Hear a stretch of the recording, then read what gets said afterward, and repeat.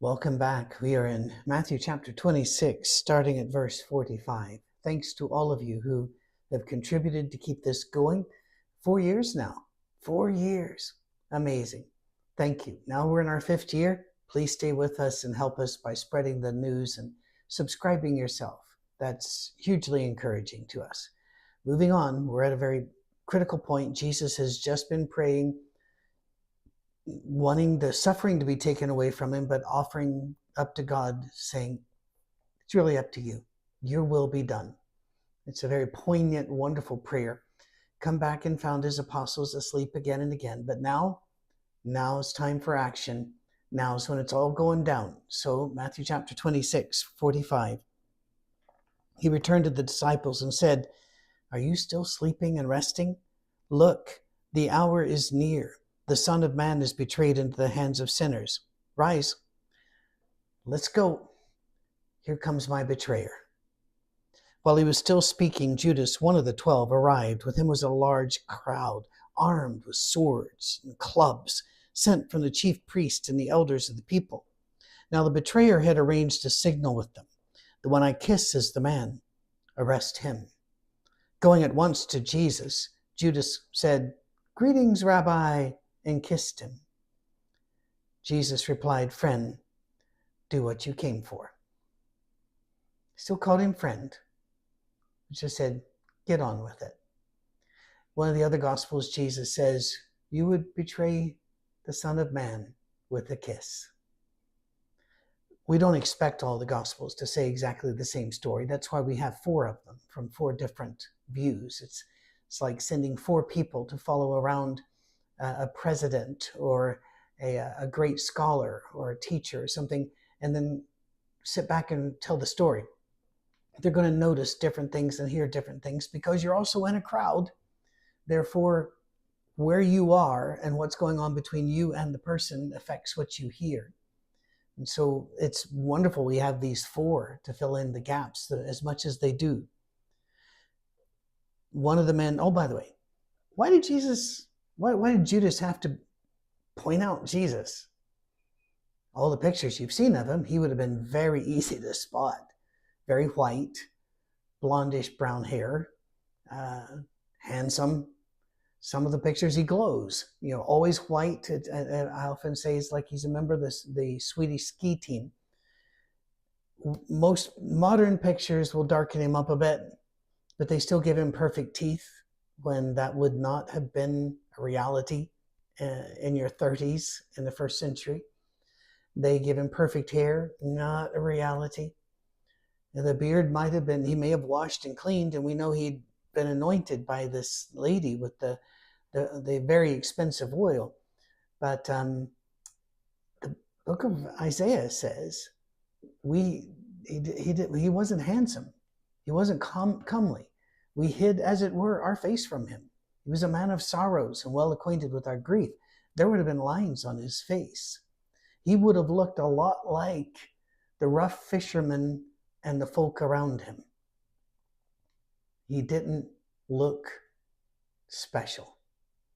So Judas had to point him out. Plus, it's a mob. It's difficult. It's night.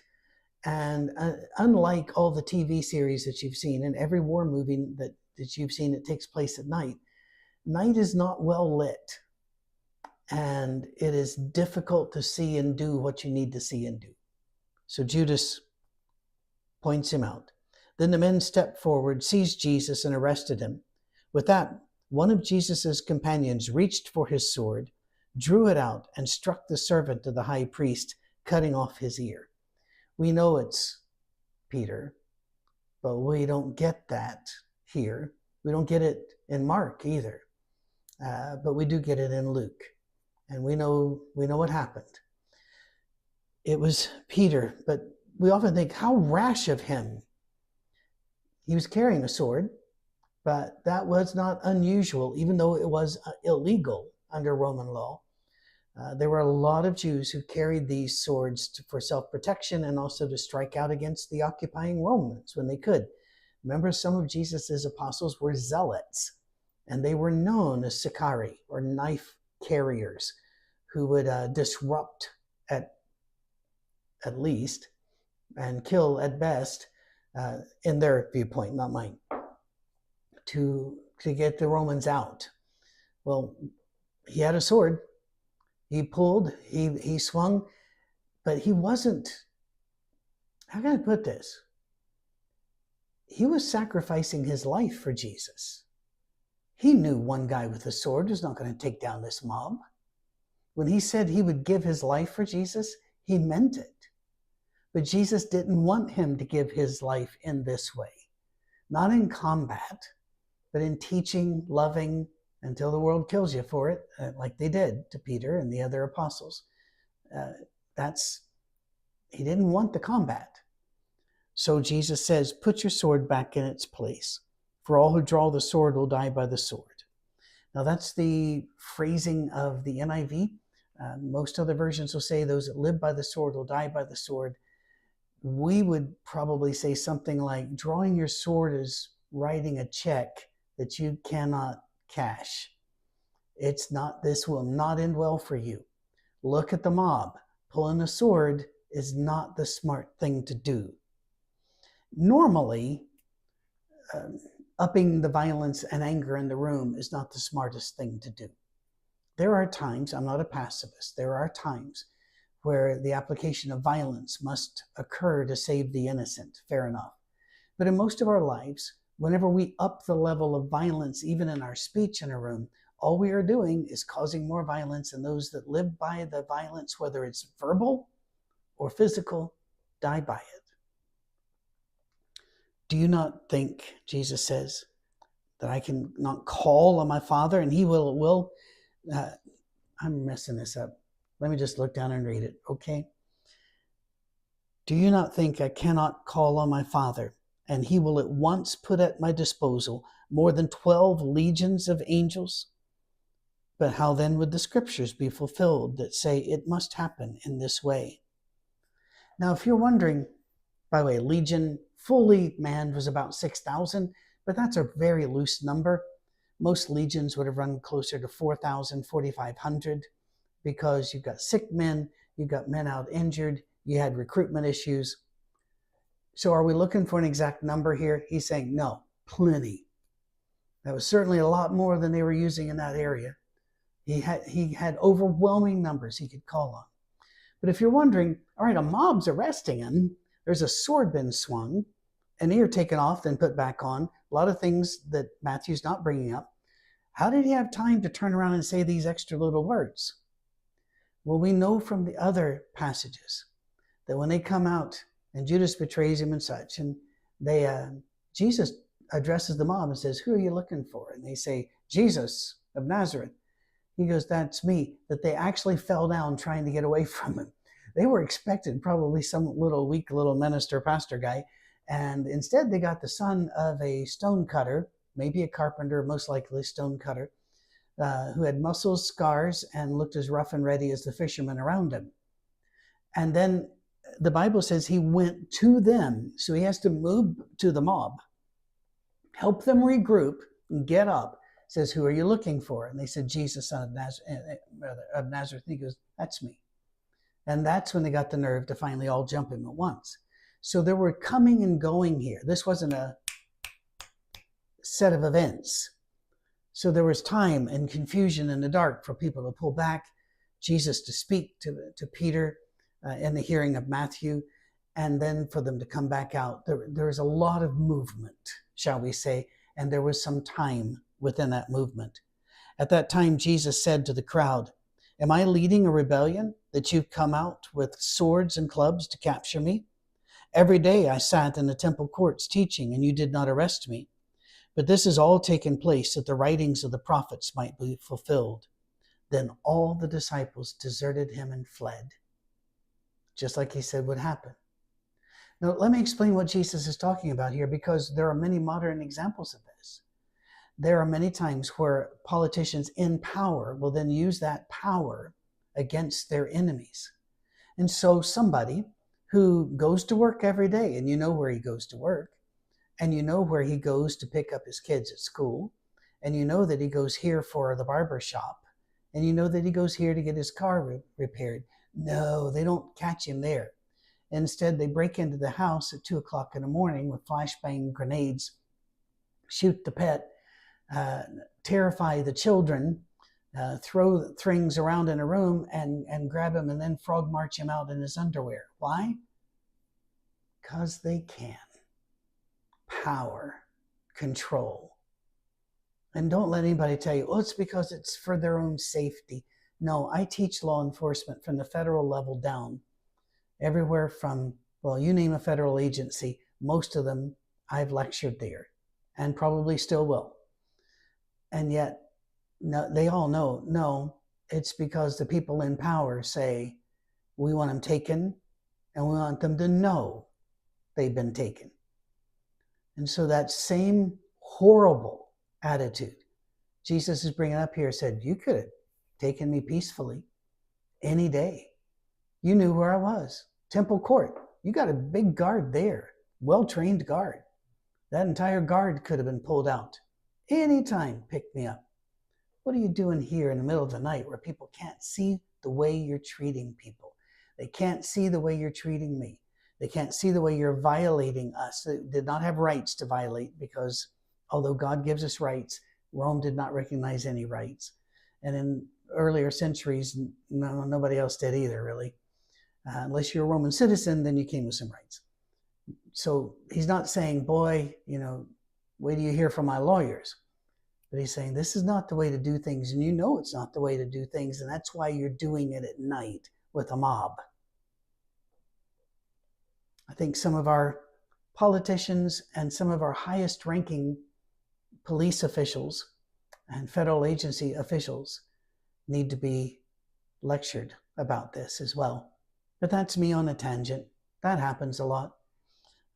If ever I annoy you, just look over my shoulder here at the little unadorned Christmas tree that used to be in my mother's assisted living place until last year when she passed. So that's my nod right now to the season. Believe me, at home, there's a lot more. Moving on, before the Sanhedrin, or Sanhedrin, as it's usually pronounced among scholars, those who had arrested Jesus took him to Caiaphas, the high priest, where the teachers of the law and the elders had assembled. But Peter followed him at a distance. Now, everybody's fled, but Peter, he's confused.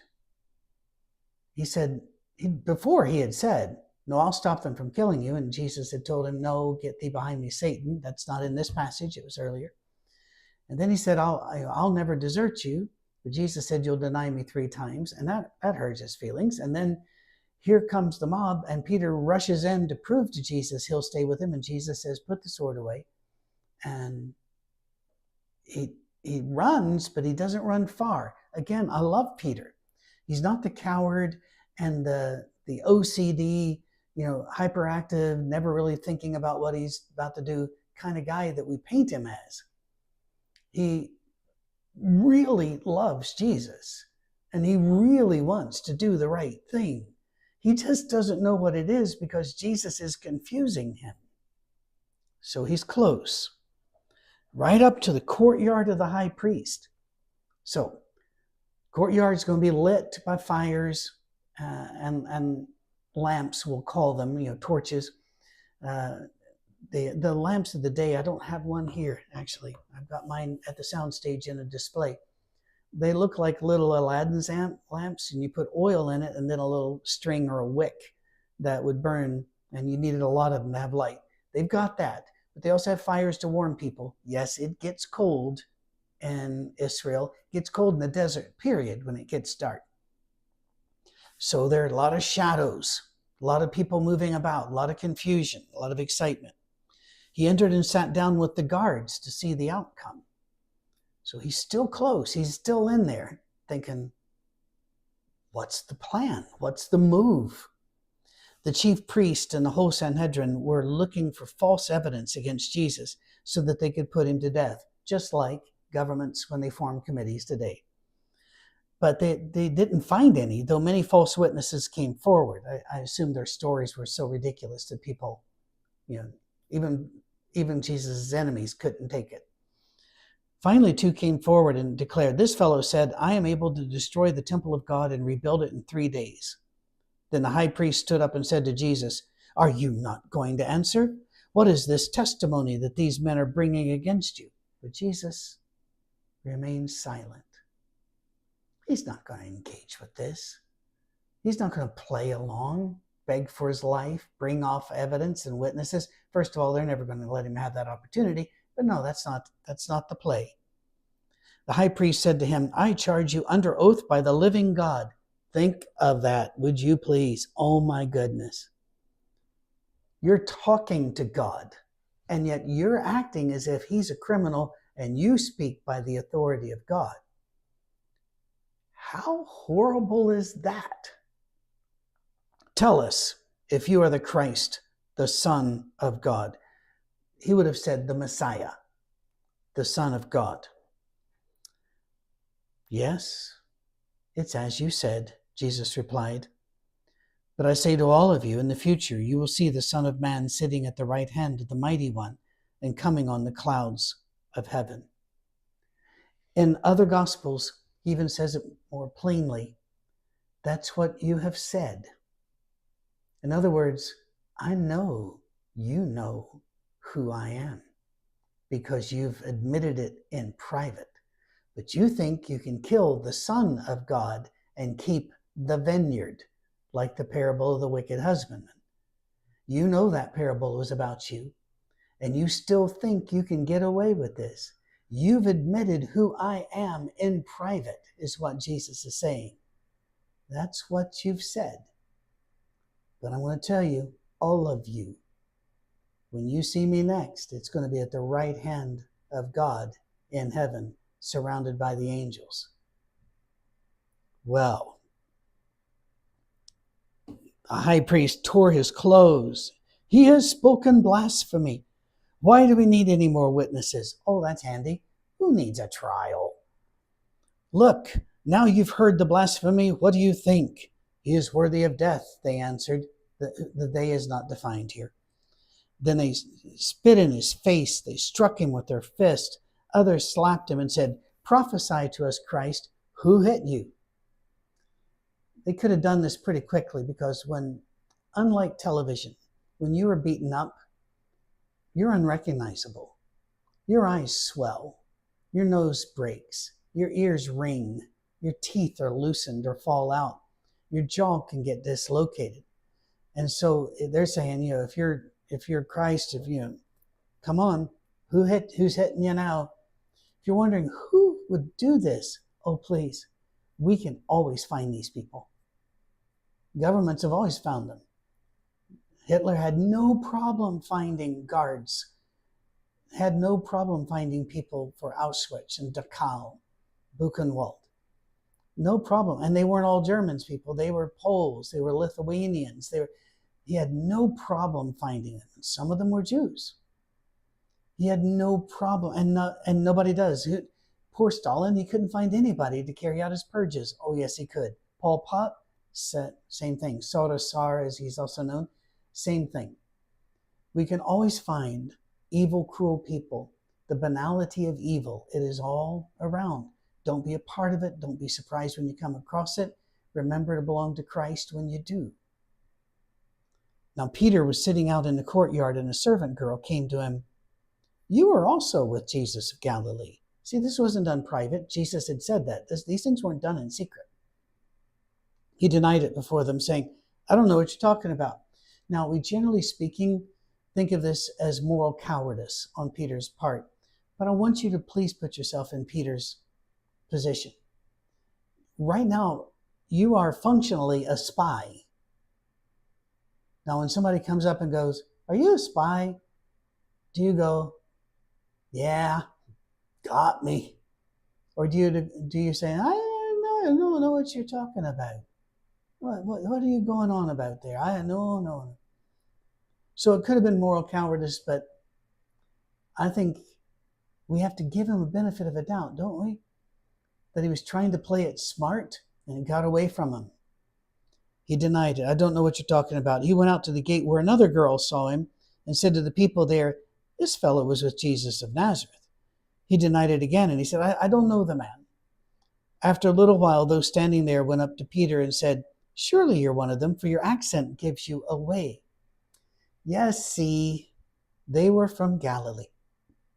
And the Galilean accent was considered the hick or the hillbilly accent of the day. It's not exact, but work with me. In fact, it was just well known by everybody that people from Galilee could not learn other languages because their accent was so thick they couldn't speak other languages no matter how much you taught them. Well, I get the concept. I had a dear friend, he's still alive, but a good friend, who worked with an awful lot of Mexican laborers down around the border. And he was talking to them one day when one of them came up to him as an emissary and said, Mr. Gary, your Spanish hurts our ears. And I was thinking, you know something? I bet my French hurts their ears. I bet my Spanish hurts their ears. I get that. I do. But this is also why people were so shocked in Acts chapter 2, whenever they stood up and started speaking in other languages. And people are going, whoa, whoa, aren't these men from Galilee? How could they be speaking in these languages? So the accent gave them away, right? Then he began to call down curses on himself, and he swore to them, I don't know the man. Immediately a rooster crowed. Then Peter remembered the word Jesus had spoken, before the rooster crows, you will disown me 3 times. And he went outside and wept bitterly. He was trying to get close, but in the way he was doing it, he wasn't backing up Jesus. He had no plan. He was actually just avoiding pain for himself, is what it really came down to. And that finally hit him. He thought he was being brave, smart, but he wasn't. He wasn't a spy. He was just hiding out in public. Early in the morning, all the chief priests and the elders of the people came to the decision to put Jesus to death. Notice that this isn't the general populace. This is not a smear upon all Jews by any stretch. This is talking about the leaders who are doing this in the darkness. They bound him and led him away and handed him over to Pilate, the governor. Well, I thought they decided to put him to death. They had, but they're not allowed to under Roman law. Under Mosaic law, they had all kinds of death penalties, but because they were now under Roman occupation, they were not allowed to put anybody to death, so they had to take him to the Romans and tell them, we would like this guy put to death. And to do that, you've got to prove that putting them to death would not disrupt the peace of the Roman Empire, and that not putting them to death would disrupt the peace. And so they have to go to the governor. When Judas, who had betrayed him, saw that Jesus was condemned, he was seized with remorse and returned the 30 silver coins to the chief priests and the elders. I have sinned, he said, for I have betrayed innocent blood. So Judas didn't want him to die. He just wanted him, to be punished and stopped for the world to see that he wasn't their King David come alive again, that he wasn't going to save them from the Romans, that the Romans could kill him, I guess, but basically, generally speaking, condemned them to being whipped and maybe even a slave. But to take away the head of this new movement to show this isn't the one, this isn't the Messiah. And then to find out they were going to kill him and to crucify him. The crucifixion is a horrific death. And everybody there knew it because they'd seen it. The Romans made sure you saw it often. And you don't get used to something like that. Not unless you're a psychopath or sociopath. So he says, I've sinned. I betrayed innocent blood. Listen to their response. What's that to us? They replied. That's your responsibility. Now do you see why I keep comparing these people to top officials in governments around the world? Not necessarily the ones you see on TV, but the ones pulling the strings behind them. It's kind of like, There was an election years and years and years ago in America where one man of one party decided to do a smear against a candidate for president, saying, I know for a fact, because I've spoken to the people behind it who know he's never paid his taxes. Now that's a huge, serious thing to say about anybody. It is absolutely an indictment, and people were going crazy. What are you talking about? This man, this rich man who's running for president, never paid his taxes? Well, the man that made the accusation was lying. He knew he was lying. Well, after the election, he was cornered by a reporter who said, "You said he never paid his taxes." And the very powerful man, leader of the Senate at the time, just smiled and said, "It worked, didn't it?" That's what I'm talking about. Whether you're Democrat, Republican, or whatever party's in your state, your nation, this whole idea of, well, it worked. So, they didn't mind that Judas was now racked with guilt and his life was doomed. It worked for us, so who cares? So Judas threw the money into the temple and left. Then he went away and hanged himself. The hanging of himself is a tragedy. But we move on to another tragedy, a moral tragedy. Listen to this. The chief priest picked up the coins and said, "Well, it's against the law to put this in a treasury." Oh, now you're really concerned about law. You're concerned about right and wrong. Since it's blood money, why is it blood money? Because you made it blood money. Still, don't try to reason with morality and ethics against these moral black holes. So they decided to use the money to buy the potter's field as a burial place for foreigners. That's why it's called the Field of Blood to this day. In other words, a field purchased with blood. If you don't know what a potter's field is, it's where you bury people who cannot afford to be buried anywhere else. Nobody's going to pay for their funeral, so you have to pay for them. When I go down to Louisiana State Penitentiary, according to which route they take me from the gate to death row, it's a few miles back deep in. One of these days, I'd love to know the exact mileage, but I just know we're in the truck for quite a while. You pass graveyards of prisoners who nobody was there to claim their body, wanted their body, had no money to bury the body. So it's buried there inside the wire where they died. It's very sad, really. And so this field was for people like that. Then what was spoken of by Jeremiah the prophet was fulfilled. They took the 30 silver coins, the price set on him by the people of Israel, and they used them to buy the potter's field as the Lord commanded me. That's in Jeremiah 19. Actually, he mentions it a couple times in 19, and in Jeremiah 32. So if you want to look for that.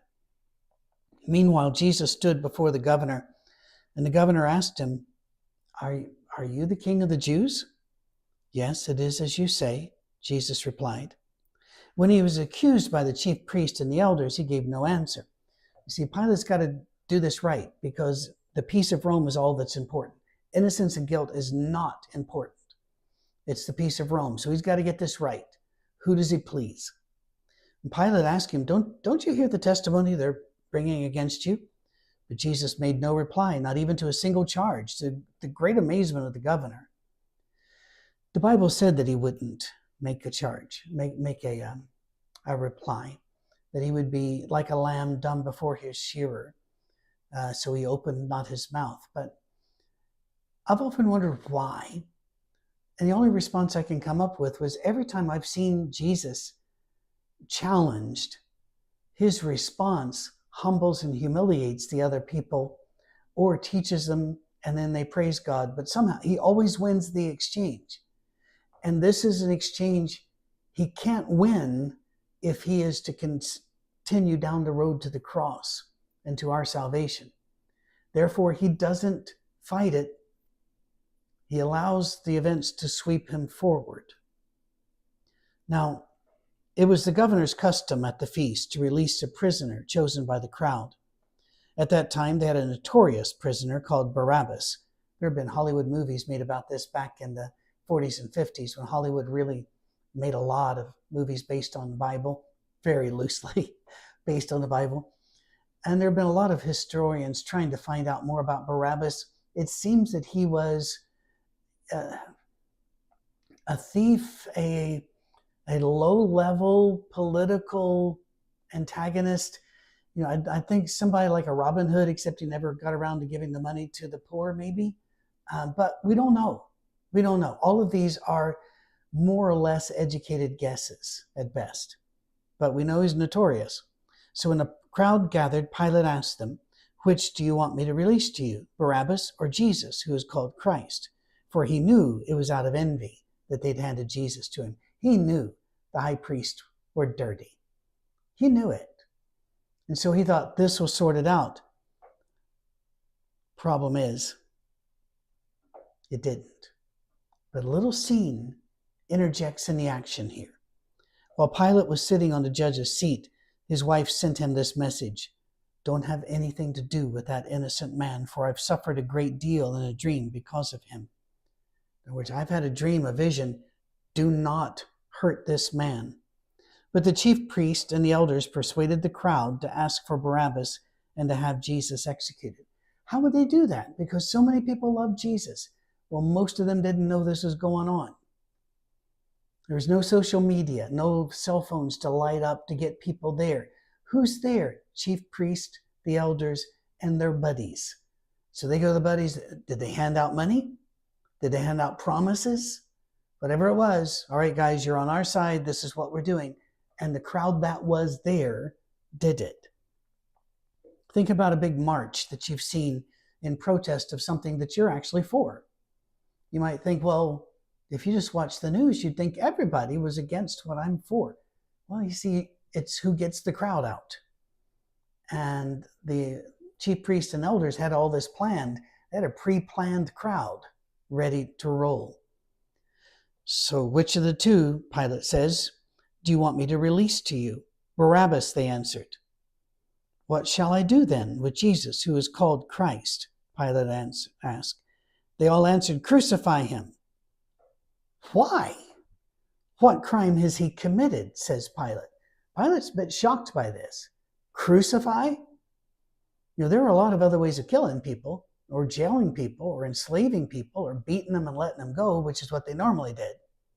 But they shouted all the louder, crucify him. When they saw that Pilate saw he was getting nowhere, but that instead an uproar was starting. The peace of Rome has to be kept regardless of right and wrong. And that was the law. He took water and washed his hands in front of the crowd. I am innocent of this man's blood, he said. It is your responsibility. And all the people answered, let his blood be on us and on our children. Now here's where early Christians all the way through to the medieval age, and some even today to their shame, have taken this to mean all the Jews now have the blood of Christ on their hands. They're Christ killers. No, they are not. They are chosen of God, beloved of God. They are our brothers and sisters. The crowd, all the crowd that was there, the loudest voices in the crowd, those were the ones who says, we can take that. The same people, parable of the wicked husbandman, who believed they could kill the son and inherit the field. That's what the parable is all about, and that's what's going on right here. Do not allow this to give you any reason to be anti-Semitic, because anti-Semitism is a sin. It is a shame. It is anti-Christian.